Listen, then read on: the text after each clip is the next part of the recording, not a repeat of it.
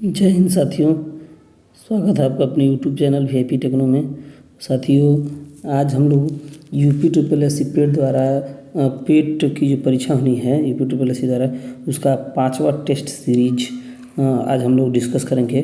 तो चलिए हम लोग डिस्कस करते हैं टेस्ट सीरीज।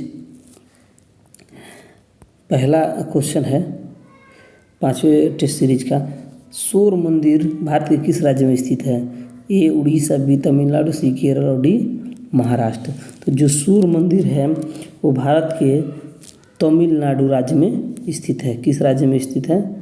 तमिलनाडु राज्य में स्थित है। ठीक है, तो तमिलनाडु में कहाँ स्थित है?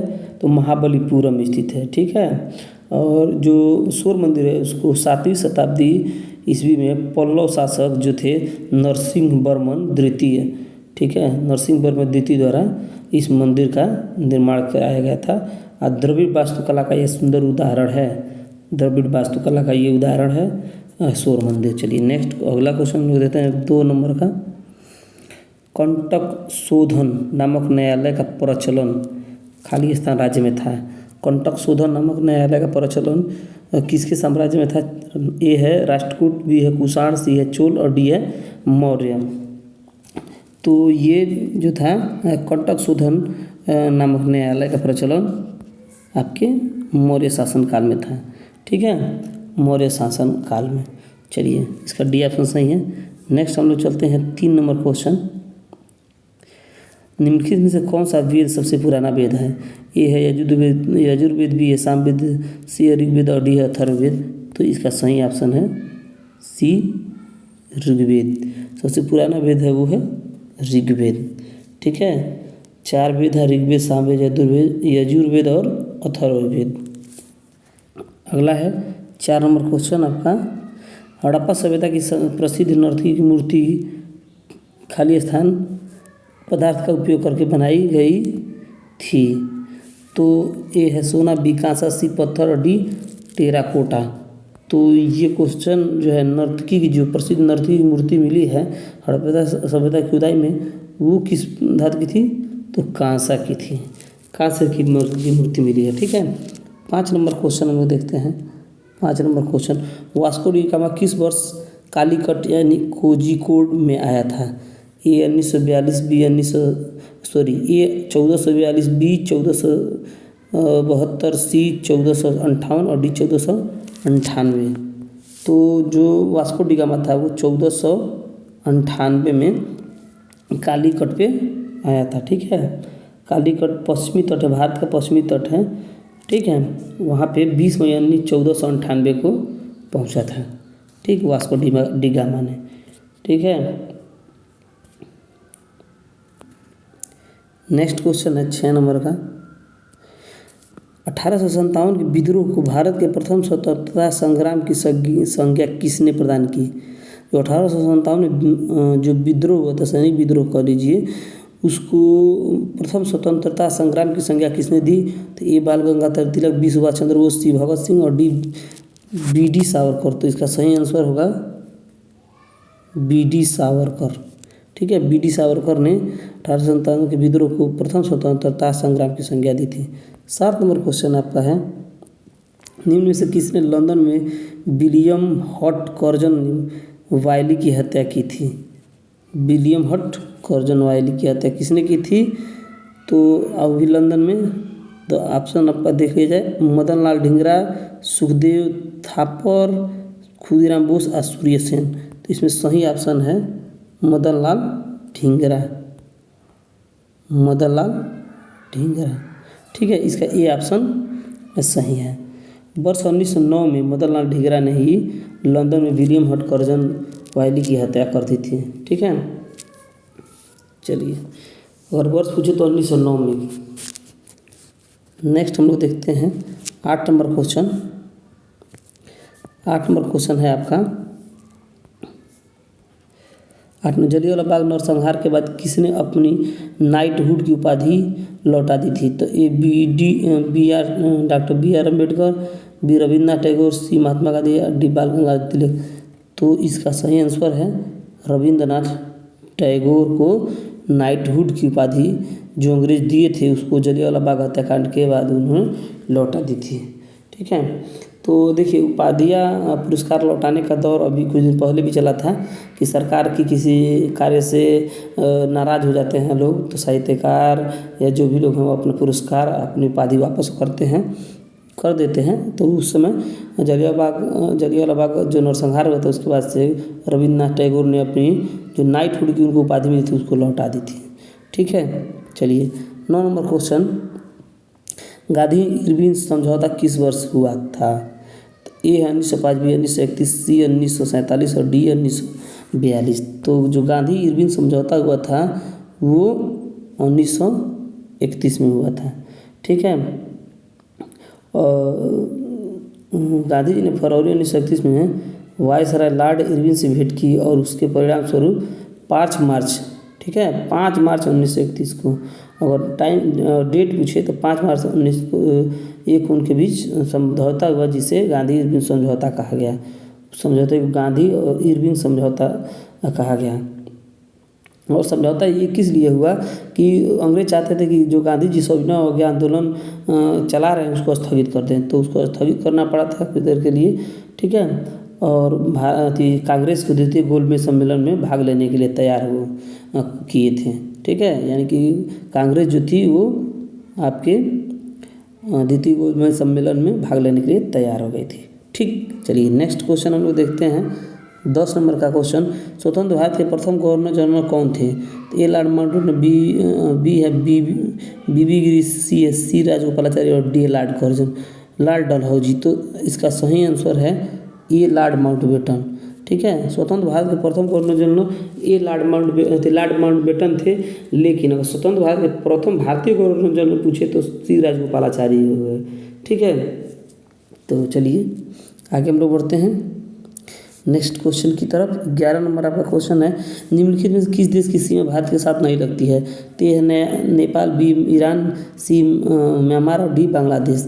तो सिंपल है, ये ईरान की जो सीमा है वो भारत से नहीं लगती है। ठीक है, ईरान की सीमा भारत से नहीं लगती है, इसका सही आंसर बी होगा। चलिए आगे हम लोग बढ़ते हैं 13 नंबर क्वेश्चन पे। तो 13 नंबर आपका क्वेश्चन है 12 नंबर क्वेश्चन।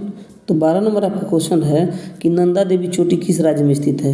ए हिमाचल प्रदेश, बी उत्तराखंड, सी उत्तर प्रदेश और डी सिक्किम। तो जो नंदा देवी चोटी है वो बी उत्तराखंड राज्य में स्थित है। ठीक है, उत्तराखंड राज्य में स्थित है और इस चोटी की जो ऊंचाई है वो 7,816 मीटर है। ठीक है, और यह पूरा जो क्षेत्र है उसे नंदा देवी राष्ट्रीय उद्यान घोषित कर दिया गया है। यूनेस्को द्वारा इसे वर्ष 1988 में प्राकृतिक महत्व की विश्व धरोहर के रूप में संरक्षित कर दिया गया है।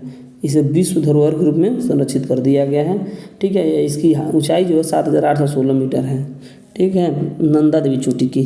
चलिए 13 नंबर क्वेश्चन हम लोग देखते हैं। 13 नंबर, निम्न में से कौन सा स्थान तांबे की खान के लिए प्रसिद्ध है? तो ए है खेतड़ी, बी गया, सी क्योंझर और डी सतना। तो ये जो खेतड़ी है, खेतड़ी वो तांबे की खान के लिए प्रसिद्ध है। ठीक है, और खेतड़ी है कहाँ पे? तो ये राजस्थान राज्य के झुंझुनू जिले में है। राजस्थान राज्य में झुंझुनू जिला है। ठीक है, वहाँ पे झुंझुनू जिला है, वहाँ पे एक खेतड़ी स्थान है वहाँ पे तांबे की जो खान पाई जाती हैं। 14 नंबर क्वेश्चन हम लोग देखते हैं। 2 घंटों के अंतराल के लिए देशांतर दूरी खाली स्थान के बराबर होगी। 2 घंटों के अंतराल के लिए। ठीक है, तो आप जानते हैं कि 1 डिग्री देशांतर की दूरी तय करने के लिए 4 मिनट का समय लगता है। ठीक है, 1 डिग्री देशांतर के लिए 4 मिनट, यानी कि अब 120 मिनट का टाइम लगा। 2 घंटे यानी कि 120 मिनट, तो 120 मिनट के लिए अब चूँकि 4 मिनट में 1 डिग्री चलता है तो 220 मिनट में क्या करेंगे? 220 मिनट 4 से जब भाग देंगे तो आज 4 3 12 30 डिग्री आएगा। ठीक है, तो 2 घंटे में कितना देशांतर दूरी तय करेगा?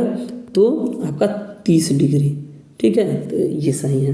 बाकी कई बार क्वेश्चन पूछता है एक देशांतर दूरी तय करने में पृथ्वी को कितना मिनट का समय लगता है? तो कितना मिनट का समय लगता है, तो 4 मिनट का समय लगता है। ये क्वेश्चन बहुत बार पूछा गया है। ठीक है, 5 नंबर क्वेश्चन है कि विश्व का सबसे बड़ा महाद्वीप कौन सा है। तो ए है अफ्रीका, बी है उत्तरी अमेरिका, सी है दक्षिण अमेरिका और डी है एशिया। तो विश्व का सबसे बड़ा जो महाद्वीप है वो है एशिया महाद्वीप। ठीक है, क्षेत्रफल की दृष्टि से विश्व का सबसे बड़ा महाद्वीप जो है वो एशिया महाद्वीप है।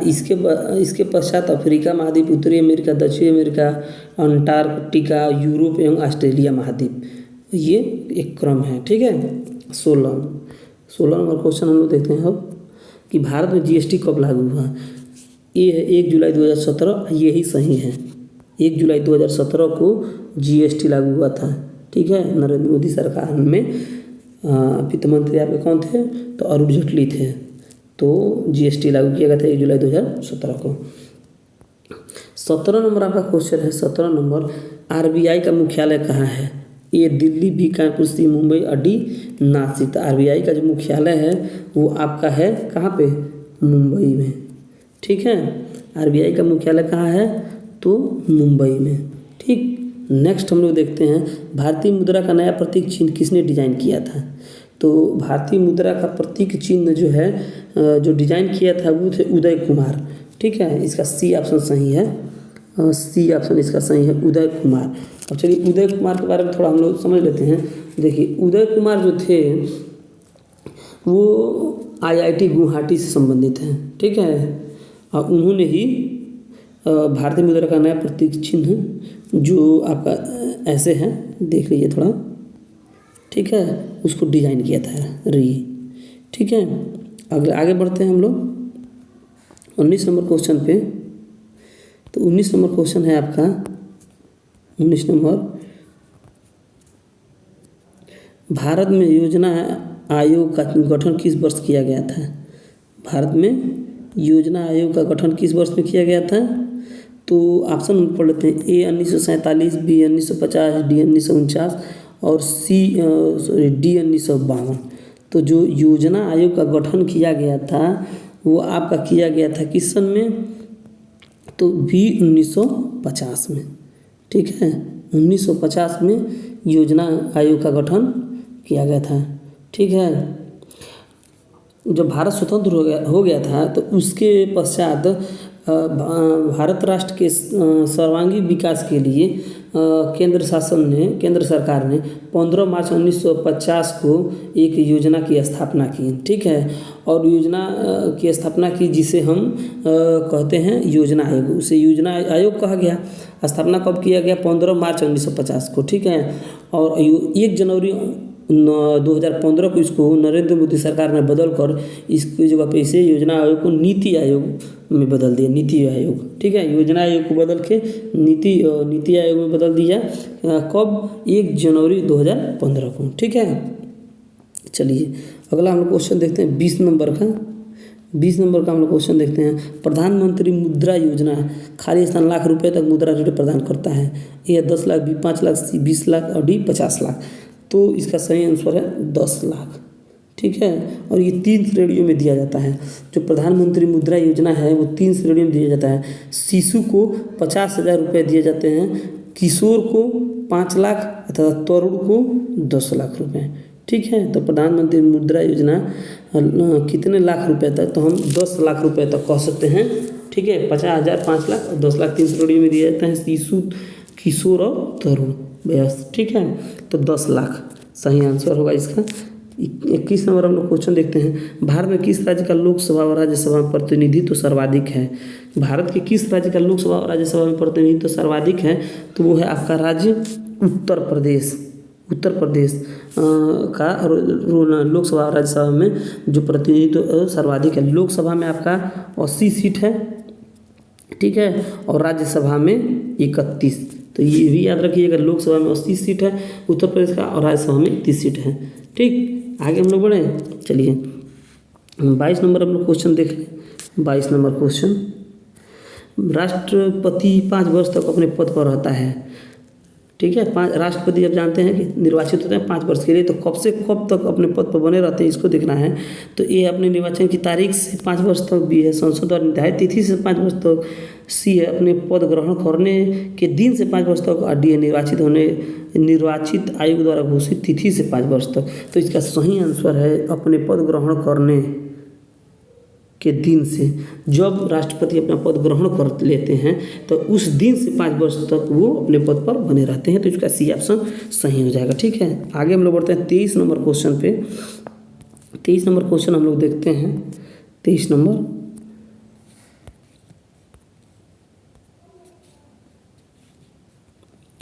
क्वेश्चन, भारत में कार्यपालिका से न्यायपालिका का पृथक्करण किससे व्यादेशित है? कार्यपालिका से न्यायपालिका में पृथक्करण किससे प्रायदेशित हैं? तो ये संविधान की उद्देशिका द्वारा, बी है राज्य के नीति निर्देशक तत्व द्वारा, सी है 7वीं अनुसूची द्वारा, डी है परंपरागत व्यवहार द्वारा। तो इसका सही आंसर जो है आपका होगा कार्यपालिका का न्यायपालिका से पृथक्करण राज्य के नीति निर्देशक तत्व द्वारा है। ठीक है, राज्य के नीति निर्देशक तत्व यानी कि इसका सी ऑप्शन आपको सही, राज्य के नीति निर्देशक तत्व द्वारा व्यादेशित है। और ये संविधान के अनुच्छेद 50 के अंतर्गत है।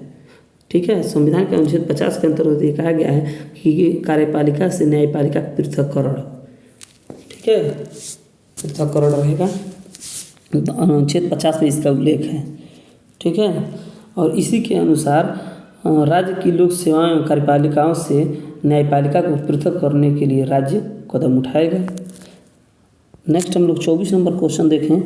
तो वे विषय जिन पर केंद्र और राज्य सरकारें दोनों कानून बना सकती हैं वो लिखित हैं। ये संघ सूची, बी है राज्य सूची, और सी समवर्ती सूची में, और डी अवशिष्ट सूची में।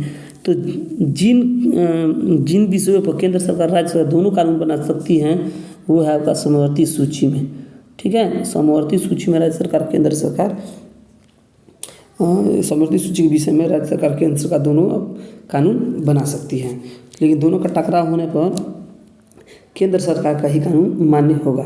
ठीक, चलिए 25 नंबर अगर क्वेश्चन की बात करें, 25 नंबर क्वेश्चन, तो लोकसभा के कम से कम कितने सत्र बुलाए जाते हैं एक वर्ष में? इसका मतलब यही है कि लोग एक वर्ष में कम से कम कितने सत्र बुलाए जाते हैं। देखिए ऑप्शन हम पढ़ेंगे तो समझ में आ जाएगा। ए है 1 वर्ष में 1 बार, बी है 1 वर्ष में 2 बार, सी है वर्ष में 3 बार, और डी है वर्ष में 4 बार। तो देखिए लोकसभा का जो सत्र है वो 6 महीने पर कम से कम 1 बार आपको बुलाना है। ठीक है, तो 6 बार यानी कि 1 साल में 2 बार, कम से कम 1 बार में 2 बार। तो इसका बी ऑप्शन सही हो जाएगा कि लोकसभा में कम से कम कितने सत्र बुलाए जाते हैं? तो वर्ष में 2 बार कम से कम बुलाना ही बुलाना है। ठीक है, चलिए हम लोग आगे बढ़ें। 26 नंबर क्वेश्चन हम लोग देखें। समतल दर्पण द्वारा बनने वाला प्रतिबिंब सदैव डॉट डॉट डॉट डॉट होता है। ए उल्टा, बी सीधा, सी झुका, और डी मुड़ा। तो समतल दर्पण द्वारा जो प्रतिबिंब बनता है वो सदैव सीधा होता है। क्या होता है? सीधा होता है। ठीक है, जो समतल दर्पण द्वारा प्रतिबिंब बनता है वो सदैव सीधा, आभासी तथा वस्तु के बराबर आकार के बनते हैं। ठीक है, सीधा होता है, आभासी होता है, और लगभग वस्तु के बराबर आकार का होता है। ठीक, 27 नंबर क्वेश्चन हम लोग देखते हैं। 27 नंबर, निकट दृष्टि दोष से पीड़ित व्यक्ति की दृष्टि सही करने के लिए किस प्रकार के लेंस का उपयोग किया जाता है? तो ए है उत्तल लेंस, बी है अवतल लेंस, और सी है अल्पतम विपथी लेंस, और डी है सिलिंड्रिकल लेंस। तो जो निकट दृष्टि दोष से पीड़ित व्यक्ति यानी कि जिसको दूर की वस्तु नहीं दिखाई देती है उसको हम लोग कहते हैं निकट दृष्टि दोष। ठीक है, तो जिसको दूर की वस्तु नहीं दिखाई देती है वैसे व्यक्ति के लिए अवतल लेंस का प्रयोग किया जाता है। अवतल लेंस का प्रयोग किया जाता है। ठीक है, और जिसको दूर दृष्टि दोष होता है यानी कि नज़दीक वस्तु नहीं दिखाई देती है उसके लिए उत्तल लेंस का प्रयोग होता है। फिलहाल इस क्वेश्चन का आंसर बी अवतल लेंस सही है। चलिए आगे बढ़ते हैं। नेक्स्ट 28 नंबर क्वेश्चन पे, तरल पदार्थ में पाई जाने वाली धातु है। कौन सी ऐसी धातु है जो तरल पदार्थ में पाई जाती है? टीन, पोटेशियम, पारा, टंगस्टन। तो इसका सही ऑप्शन है पारा। जो कमरे के सामान्य तापमान पर पारा जो है वो क्या होता है? पारा वो लिक्विड फॉर्म में होता है। ठीक है, तो इसका पारा सी ऑप्शन सही है। ठीक, 29 नंबर हम लोग क्वेश्चन देखें। 29। तो खाली स्थान पहले ही दे दिया, खाली स्थान की कमी से रिकेट्स रोग होता है। तो ए है विटामिन डी, बी है विटामिन बी, सी है विटामिन ए और डी है विटामिन सी। तो जो रिकेट्स रोग होता है वो विटामिन डी की कमी से होता है। ठीक है, विटामिन डी की कमी से रोग जो होता है उसे हम कहते हैं रिकेट्स। ठीक है, इसमें हड्डियों को विटामिन डी जो होता है हड्डियों को पोषण प्रदान करता है और रिकेट्स रोग में हड्डियां कमज़ोर हो जाती हैं। तो जब शरीर में विटामिन डी की कमी होगी तो हड्डी क्या हो जाएगी, कमज़ोर हो जाएगी। ठीक है, तो रिकेट्स रोग जो होता है विटामिन डी की कमी से होता है। नेक्स्ट हम लोग देखें 30 नंबर क्वेश्चन। 30 नंबर क्वेश्चन अगर हम लोग देखें यहाँ पे, तो 30 नंबर आपका क्वेश्चन है चिकित्सा विज्ञान की वह शाखा जो गुर्दे से संबंधित है। तो ए है ऑप्थेल्मोलॉजी, बी है कार्डियोलॉजी, सी हिनोलैरिंगोलॉजी और डी है नेफ्रोलॉजी। तो जो आप जानते हैं कि गुर्दा यानी कि किडनी, गुर्दा यानी कि किडनी, तो किडनी किससे संबंधित है, किडनी चिकित्सा विज्ञान में किससे संबंधित है, तो नेफ्रोलॉजी से संबंधित है। ठीक है, अब किडनी किसी का खराब होता है तो नेफ्रोलॉजी विभाग में यानी जो नेफ्रोलॉजी के डॉक्टर होते हैं उनसे दिखाया जाता है। तो चिकित्सा विज्ञान में जो गुर्दा है वो नेफ्रोलॉजी से संबंधित है। ठीक है, तो ये आपके 30 क्वेश्चन हो गए। इसके बाद से 5 क्वेश्चन मैथ के हैं। मैथ के क्वेश्चन सॉल्व नहीं किए जाएंगे, बाकी आप लोग देख लीजिए, स्क्रीनशॉट लेके आप लोग सॉल्व कर लीजिएगा। बहुत सिंपल क्वेश्चन है, बहुत हार्ड क्वेश्चन नहीं है। ठीक है, तो ये 31 से 35 तक मैथ के क्वेश्चन। अब चलिए हम 36 नंबर जो क्वेश्चन है हिंदी के क्वेश्चन है उस पर चलते हैं और 36 से 40 सॉल्व करते हैं 5 क्वेश्चन हिंदी के। ठीक, तो चलिए जो 36 नंबर क्वेश्चन है वो जो आपके हिंदी के क्वेश्चन है, हिंदी वाले पोर्शन के, तो पहला क्वेश्चन इसमें है आपका कि प्रत्यक्ष शब्द का विलोम है। तो अपरोक्ष, परोक्ष, सुंदर, प्रत्यक्ष। तो प्रत्यय, तो देखिए अपरोक्ष का मतलब प्रत्यक्ष ही होता है, इसका पर्यायवाची है। और प्रत्यय तो होगा नहीं, सुंदर होगा नहीं, यानी कि परोक्ष होगा। ठीक है, परोक्ष। तो प्रत्यक्ष का जो शब्द है उसका विलोम होगा परोक्ष। ठीक, चलिए 37 नंबर हम लोग क्वेश्चन देख लेते हैं। 37 नंबर, अनेक शब्दों के लिए एक शब्द के निम्नलिखित विकल्पों में से कौन गलत है। तो ये है जंगल की आग, तो दानावल, इसका दिया है दानावल। ठीक है, बी है आगे की सूचना। देखिए ये जंगल की आग को दानावल कहते हैं। आगे की सोचने वाला अग्रगामी, ये सही नहीं है। आगे की सोचना अग्रसूची होना चाहिए। ठीक है, समुद्र की आग बड़वानल, पेट की आग जठराग्नि, पेट की आग को जठराग्नि कहता रहा है, तो ये भी सही है। ठीक है, लेकिन जो आगे की सोचने वाला ये वाला जो ऑप्शन है ये गलत है, यानी कि बी ऑप्शन आपका इस विकल्प में सही हो जाएगा। ठीक है, और आगे की सोचने वाला अग्रसूची कहा जाएगा। आगे की जो सोचने वाला होता है उसे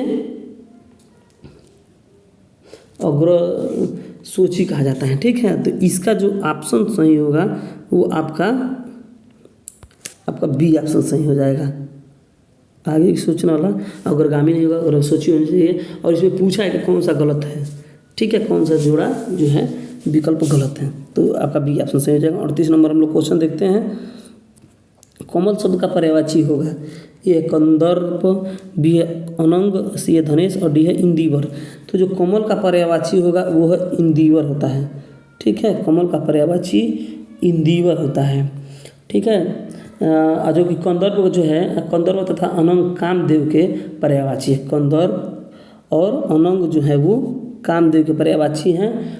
धनेश कुबेर का पर्यायवाची है। जो धनेश है सी ऑप्शन में कुबेर का पर्यायवाची है।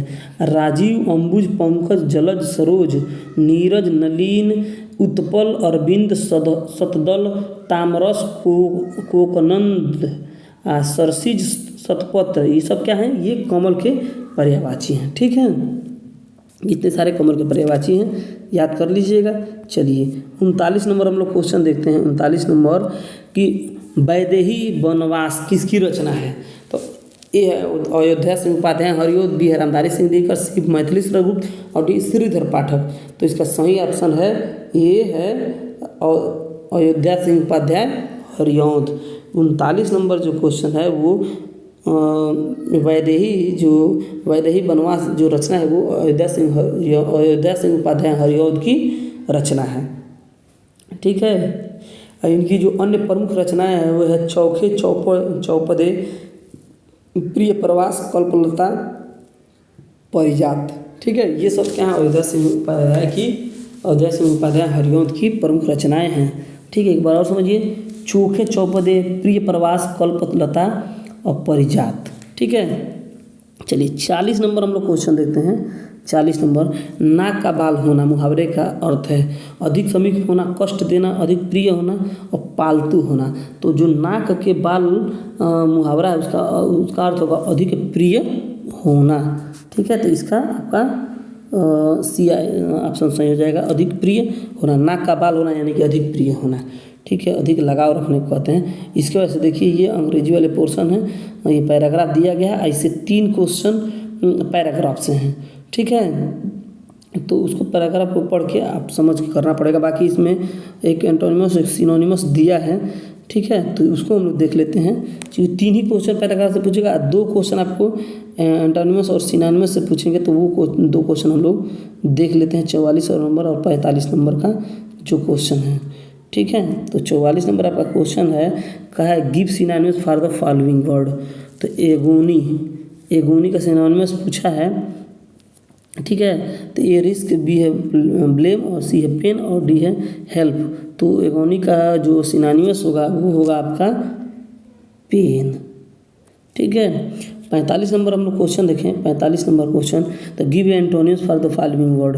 तो विराट का जो है एंटोनिम्स पूछा है, तो स्पॉइल्ड चाइल्ड, बी है पॉल्म लेडी, सी है वाइज मैन और डी है रिच पर्सन। तो इसका सही आंसर होगा आपका स्पॉइल्ड चाइल्ड। ठीक है, इसका ए ऑप्शन सही हो जाएगा। चलिए 46 नंबर क्वेश्चन हम लोग देखते हैं। दिए गए विकल्पों में संबंधित शब्द का चयन कीजिए। ये बिस्तर जो है गदा से संबंधित है, कुर्सी किससे संबंधित है? बिस्तर जो है वो गदा से संबंधित है, कुर्सी किससे संबंधित है, तो वही बताना है। तो सेक बोरा, बी है फॉर्म, सी है कुशन और डी है पिलो यानी तकिया। तो जो कुर्सी होता है वो आपका संबंधित है कुशन से। ठीक है, कुशन, कुर्सी पे कुशन रख के बैठा जाता है। बिस्तर पे गदा बिछा के बैठ जाता है, कुर्सी पे कुशन रख के बैठा जाता है। ठीक है, चलिए गद्दीदार चीज़ रख के बैठी जाती है। 47 नंबर क्वेश्चन है आपका। 47 नंबर, किसी विशिष्ट कूट भाषा में INHALE को REEDIH के रूप में लिखा जाता है, तो उसी भाषा में MIGHTY को कैसे लिखा जाएगा? ये देखिए थोड़ा सा टफ है ये। ठीक है, इसमें देखिए जो पहला अक्षर आई है, पहला अक्षर जो यहाँ पे आई है, तो उसको, उस आई को यहाँ पे दूसरे 4 अक्षर घटा के लिखा गया है। ठीक है, यहाँ पे ई, आई से 4 अक्षर बैक जाएंगे तो ई आएगा, तो यहाँ पे दूसरे अक्षर से इसका संबंध है। इसका जो दूसरा अक्षर है इसके पहले अक्षर से संबंधित है। यन के बाद 4 अक्षर प्लस करेंगे तो आर आएगा। ठीक है, इसी तरह यच के बाद से 4 अक्षर माइनस करेंगे तो यच के बाद से 4 अक्षर माइनस करेंगे तो डी आएगा। तो यहाँ पे चौथा, यहाँ पे डी आ जाएगा। आज यन के ए के बाद से 4 अक्षर प्लस करेंगे तो ई आएगा। ठीक है, इसी तरह हम करेंगे MIGHTY को, तो आपका आंसर जो होएगा वो आएगा MILCP। ठीक है, MILCP ऐसे करिएगा, देख लीजिएगा, इसका सी ऑप्शन सही हो जाएगा। ठीक है, चलिए नेक्स्ट हम लोग देखते हैं 48 नंबर क्वेश्चन देखते हैं। 48 नंबर क्वेश्चन, 48 नंबर क्वेश्चन, एक लड़की दीवार की, एक लड़की दीवार की ओर इशारा करते हुए राघव, एक लड़की की तस्वीर की ओर इशारा करते हुए राघव ने कहा। ठीक है, तो लड़की की दीवार पे तस्वीर है, उसको इशारा करते हुए राघव ने कहा, वह मेरे पिता की माँ, वो मेरे पिता की माँ की बेटी के इकलौते भाई की बेटी है। वह मेरे पिता की माँ, तो मेरे पिता की माँ यानी कि मेरी दादी, मेरे पिता की माँ यानी कि मेरी दादी की बेटी यानी कि मेरी बुआ, वो मेरे पिता की माँ की बेटी के इकलौते भाई, यानी कि बेटी यानी मेरी बुआ, बुआ के इकलौते भाई यानी कि मेरे पिताजी के भाई की बेटी है। तो भाई की बेटी यानी कि वो क्या हो गई, बहन हो गई, किसकी, तो राघव की। तो राघव के पिता उस लड़की की माँ से क्या संबंध है, ठीक है। तो राघव के पिता उस लड़की की माँ, तो चूंकि राघव का वो बहन ही है तो उसके पिता उस लड़की की माता तो क्या हो जाएंगे, उसके पति हो जाएंगे, ठीक है। उसके क्या हो जाएंगे, तो पति हो जाएंगे, ठीक है। ठीक है, तो पति, तो इसका सी ऑप्शन सही हो जाएगा। अब आपका क्वेश्चन है 49 नंबर का। 49 नंबर क्वेश्चन है, यदि 1 जनवरी 2013 को मंगलवार था तो 31 दिसंबर 2013 को सप्ताह का कौन सा दिन होगा, ठीक है। 1 जनवरी 2013 को मंगलवार था तो कह रहा है 31 दिसंबर 2013, ठीक। तो 1 जनवरी को जो दिन होगा अगर वो लीप ईयर नहीं है तो 31 दिसंबर को भी सप्ताह का वही दिन होगा, ठीक है। ये आपको समझना है, ठीक है। यदि कोई लीप वर्ष नहीं होता है तो उस वर्ष की पहली तारीख, ठीक, जिस दिन पड़ेगी उसी दिन उस वर्ष की आखिरी तारीख भी पड़ेगी। यानी कि अगर 1 जनवरी 2013 को मंगलवार था तो 31 दिसंबर 2013 को भी मंगलवार ही होगा। तो इसका आंसर सही हो जाएगा आपका सी, ठीक है। बाकी आप अतिरिक्त दिन करके भी जो आप 7 से भाग देंगे, अतिरिक्त दिन निकाल लेंगे सभी महीनों के, 7 से भाग देंगे तो आ जाएगा, सही आंसर आ जाएगा। चलिए 50 नंबर हम लोग क्वेश्चन देखते हैं। 50 नंबर, 4 शब्द दिए गए हैं जिनमें से 3 किसी न किसी तरह समान है और एक असमान है, उस असमान शब्द का चयन करें। तो ए है खसरा, बी है रेबीज, सी है पोलियो और डी है स्क्विजोफ्रेनिया, ठीक है, स्क्विजोफ्रेनिया। तो देखिए जो खसरा है, रेबीज है और पोलियो है वो विषाणु जनित रोग है, ठीक है, विषाणु जनित रोग, यानी ये तीनों समान है। लेकिन जो स्किज़ोफ्रेनिया बीमारी है वो मानसिक बीमारी है, ठीक है। तो स्किज़ोफ्रेनिया क्या है, इन तीनों से भिन्न है, ठीक है। तो इसका आपको डी ऑप्शन सही हो जाएगा। चलिए 51 नंबर हम लोग क्वेश्चन देखते हैं। अब ये करंट के क्वेश्चन है। करंट के क्वेश्चन है, जून 2022 में 8वें अंतर्राष्ट्रीय योग दिवस के अवसर पर प्रधानमंत्री नरेंद्र मोदी ने कहाँ पर सामूहिक योगाभ्यास का नेतृत्व किया था। अब देखिए जून 2022 में, अब जो अंतर्राष्ट्रीय जो योग दिवस है वो कब मनाया जाता है, तो जून में मनाया जाता है, लेकिन किस जून को, तो 21 जून को मनाया जाता है। कब मनाया जाता है, 21 जून को मनाया जाता है। ये भी ध्यान रखना कि अंतर्राष्ट्रीय योग दिवस कब मनाया जाता है, तो 21 जून को अंतर्राष्ट्रीय योग दिवस मनाया जाता है, ठीक है। तो अब क्वेश्चन पूछा, नरेंद्र मोदी ने सामूहिक योगाभ्यास कहाँ किया था 2022 में, तो इसका सही आंसर है मैसूर, ठीक है। इसका सही आंसर हो जाएगा मैसूर। 52 नंबर क्वेश्चन अब हम लोग देखें, जापान और रूस के मध्य किस द्वीप को लेकर विवाद है, तो ये है कुरिल द्वीप, बी है सेनेगल द्वीप, सी है ओकिनावा द्वीप, डी है सोंडो द्वीप। तो इसका सही आंसर हो जाएगा कुरिल द्वीप, ए कुरिल द्वीप। 53 नंबर क्वेश्चन हम लोग देख रहे हैं, तो मई 2022 में नाटो साइबर डिफेंस ग्रुप में शामिल होने वाला एशिया का पहला देश कौन है। मई 2022 में नाटो साइबर डिफेंस ग्रुप में शामिल होने वाला एशिया का पहला देश पूछ रहा है, तो ये है जापान, बी भारत, सी है वियतनाम और डी है दक्षिणी कोरिया। तो इसका सही आंसर है डी दक्षिणी कोरिया। चलिए 54 नंबर क्वेश्चन हम लोग देखते हैं, भारतीय नौसेना के लिए प्रोजेक्ट 75 के तहत निर्मित 6 पनडुब्बियों की श्रृंखला की अंतिम पनडुब्बी का क्या नाम है, तो ए है INS कलवरी, बी है INS खंदेरी, सी है INS बागीर और डी है INS बागसीर, ठीक है। तो इसका सही आंसर जो होगा वो होगा INS बागसीर, INS बागसीर, ठीक है। यानी कि आपका डी ऑप्शन सही हो जाएगा। INS बागसीर जो है वो भारतीय नौसेना के लिए प्रोजेक्ट 75 के तहत निर्मित 6 पनडुब्बियों की श्रृंखला की अंतिम पनडुब्बी है, ठीक है, INS बागसीर। चलिए नेक्स्ट हम लोग देखते हैं 55 नंबर क्वेश्चन। 55 नंबर हम लोग क्वेश्चन देखते हैं। मई 2022 में पोप फ्रांसिस ने वेटिकन सिटी के सेंट पीटर्सबर्ग बेसिलिका में आयोजित समारोह में किस भारतीय को मरणोपरांत संत घोषित किया है? तो ये है एम रामाकृष्ण, बी है देवसहायम पिल्लई, सी है शिवा केशवन और डी है एस देवराजन। तो इसका सही आंसर है देवसहायम पिल्लई। इनको मरणोपरांत पोप के फ्रांसिस ने वेटिकन सिटी में संत की उपाधि दी। ठीक है, संत घोषित कर दिया मरणोपरांत। ठीक है, 56 नंबर क्वेश्चन है। मई 2022 में किसने भारत के 25वें मुख्य चुनाव आयुक्त के रूप में पदभार ग्रहण किया है? तो ये है सुनील अरोड़ा, बी है अनूप चंद्र पांडे और डी है राजीव कुमार, सी है राजीव कुमार और डी है सुशील चंद्रा। इसका सही आंसर है राजीव कुमार। ठीक है, राजीव कुमार जो हैं उनको 15 मई 2022 को राजीव कुमार को भारत के 25वें मुख्य चुनाव आयुक्त के रूप में पदभार ग्रहण कराया गया है। ठीक है, 15 मई 2022 को।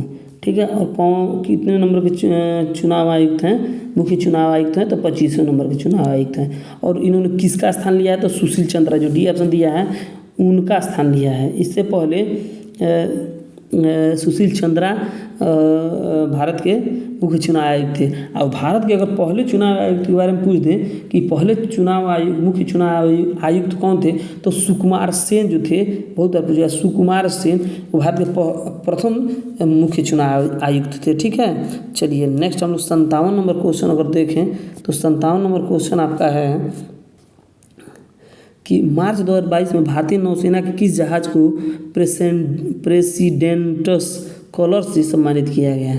प्रेसिडेंटस कलर से सम्मानित किया गया है भारतीय नौसेना के जहाज को। वो कौन सी जहाज है? तो ए है INS बलसुरा, बी है INS विक्रांत, सी INS नौसुरा और डी है INS हिमाद्री। ठीक है, INS हिमाद्री। तो जो 57 नंबर क्वेश्चन है उसका सही आंसर है INS बलसुरा। ये ऑप्शन इसका सही है, INS बलसुरा। ठीक है, इसे प्रेसिडेंटस कलर सम्मान से यानी कि राष्ट्रपति निशान सम्मान से सम्मानित किया गया है। ठीक है, चलिए 58 नंबर हम लोग क्वेश्चन देखते हैं। 58 नंबर, तो मार्च 2022 में कौन राज्य प्राइमरी एजुकेशन नई राष्ट्रीय शिक्षा नीति यानी कि NEP 2020 को लागू करने वाले देश का पहला राज्य बन गया है? कौन सा राज्य है? तो ए है हिमाचल प्रदेश, बी है उत्तराखंड, सी राजस्थान और डी है हरियाणा। तो सही आंसर है आपका बी उत्तराखंड। ठीक है, 59 नंबर क्वेश्चन है। 59 नंबर आपका क्वेश्चन है, मई 2022 में किस राज्य में देश के पहले अमृत सरोवर का उद्घाटन किया गया है? तो इसका सही आंसर है आपका उत्तर प्रदेश। ठीक है, उत्तर प्रदेश देश का ऐसा पहला राज्य है जहां अमृत सरोवर का उद्घाटन किया गया है। ठीक है, चलिए नेक्स्ट क्वेश्चन आपका है 60 नंबर है कि हाल ही में किसे केंद्रीय माध्यमिक शिक्षा बोर्ड CBSE का नया अध्यक्ष बनाया गया है? तो ये सही आंसर है निधि छिल्लर। ठीक है, इसका सही आंसर है निधि छिब्बर को हाल ही में केंद्रीय माध्यमिक शिक्षा बोर्ड यानी CBSE का नया अध्यक्ष बनाया गया है। 61 नंबर आपका क्वेश्चन है। 61 नंबर, किस भारतीय राज्य में गमोचा एक सांस्कृतिक प्रतीक है? तो गमोचा एक सांस्कृतिक प्रतीक है असम राज्य का। किस राज्य का? असम राज्य का।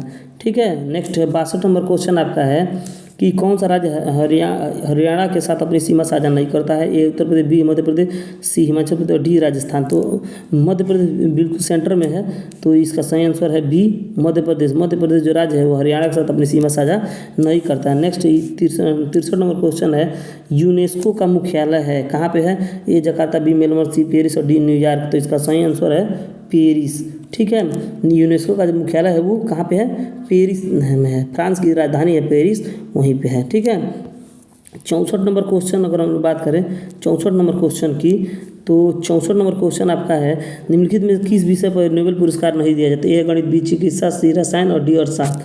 तो जो गणित विषय है उस पर नोबेल पुरस्कार नहीं दिया जाता है। ठीक है, 65 नंबर क्वेश्चन है। 65 नंबर, भूटान के राष्ट्रीय पक्षी का नाम बताइए। तो ए है माघ पई, बी है तोता, सी है मोर, डी है काला कौआ। तो जो भूटान का राष्ट्रीय पक्षी है वो है काला कौआ। चलिए अगले क्वेश्चन की बात करें 66 नंबर, तो सोमनाथ मंदिर किस राज्य के तट पर स्थित है। तो ए महाराष्ट्र, बी गोवा, सी तमिलनाडु, डी गुजरात। तो ये आपका गुजरात राज्य के तट पर स्थित है सोमनाथ मंदिर, शंकर भगवान का मंदिर है, ठीक है, शिव बाबा का मंदिर है ये। चलिए 67 नंबर क्वेश्चन अगर हम लोग बात करें 67 नंबर, तो प्रतिवर्ष अंतर्राष्ट्रीय परिवार दिवस कब मनाया जाता है। तो ए है 8 जून, बी है 15 जून, और सी है 2 मई, और डी है 15 मई। तो जो अंतर्राष्ट्रीय परिवार दिवस है वो 15 मई को मनाया जाता है, इसका डी ऑप्शन सही है। 66 नंबर क्वेश्चन, और 68 नंबर क्वेश्चन की हम लोग बात करें तो पुस्तक sunrise over Ayodhya nationhood in our times नामक पुस्तक किसने लिखी है। तो ये अनिरुद्ध सूरी, बी सलमान खुर्शीद, डी है प्रियम गांधी मोदी, और डी है राजीव भाटिया। तो इसका सही आंसर है बी सलमान खुर्शीद। ये के जो कांग्रेस सरकार में विदेश मंत्री थे, कैबिनेट मंत्री थे, विदेश मंत्री, ठीक है। तो उनकी ये पुस्तक है sunrise over Ayodhya nationhood in our times, ठीक है। चलिए 68 नंबर क्वेश्चन देख लीजिए। अब अगला है 69 नंबर क्वेश्चन। 69 नंबर क्वेश्चन है आपका हीरो इंडिया सुपर लीग 2021-22 के 8वें संस्करण का खिताब किसने जीता है। तो ए हैदराबाद एफसी, बी है केरला ब्लास्टर्स, सी बेंगलुरु एफसी, और डी जमशेदपुर एफसी। तो इसका सही आंसर है ए है हैदराबाद एफसी, और हैदराबाद एफसी ने फाइनल में केरला ब्लास्टर को हराकर हीरो इंडिया सुपर लीग 2021-22 का खिताब अपने नाम किया, ठीक है। 70 नंबर क्वेश्चन लोग देखते हैं, अंतिम क्वेश्चन है 31वां सरस्वती सम्मान किसे प्रदान किया गया है। तो ए है डॉक्टर शरण कुमार लिम्बाले, बी है वासुदेव मोही, सी है प्रोफेसर रामदरस मिश्र, डी है डॉक्टर के शिवा रेड्डी। तो इसका सही आंसर है सी प्रोफेसर रामदरस मिश्रा। प्रोफेसर रामदरस मिश्रा को 31वां सरस्वती सम्मान प्रदान किया गया, ठीक है। तो इसी तरह के हो गए आपके 70 क्वेश्चन, और इसमें आपके मैथ वाले 5 क्वेश्चन और इंग्लिश के आपके 3 क्वेश्चन छूटे हैं, ठीक है। बाकी आपका अब जो है आपका गद्यांश दिया है और इससे संबंधित 5 क्वेश्चन पूछा गया है, ठीक है। इसी तरह 2 गद्यांश देगा हिंदी का, उससे 5-5 क्वेश्चन, और 4 ठो पाई चार्ट DI का क्वेश्चन 4 ठो देगा, ठीक है। और प्रत्येक से 5-5 क्वेश्चन है, 20 क्वेश्चन वो DI से, और 10 क्वेश्चन हिंदी वाले पोर्शन आपके बच जा रहे हैं, ठीक है साथियों। वीडियो कैसा लगा कमेंट करके बताइएगा, और अगर वीडियो अच्छा लगे तो अपने दोस्तों के साथ शेयर कीजिएगा। धन्यवाद।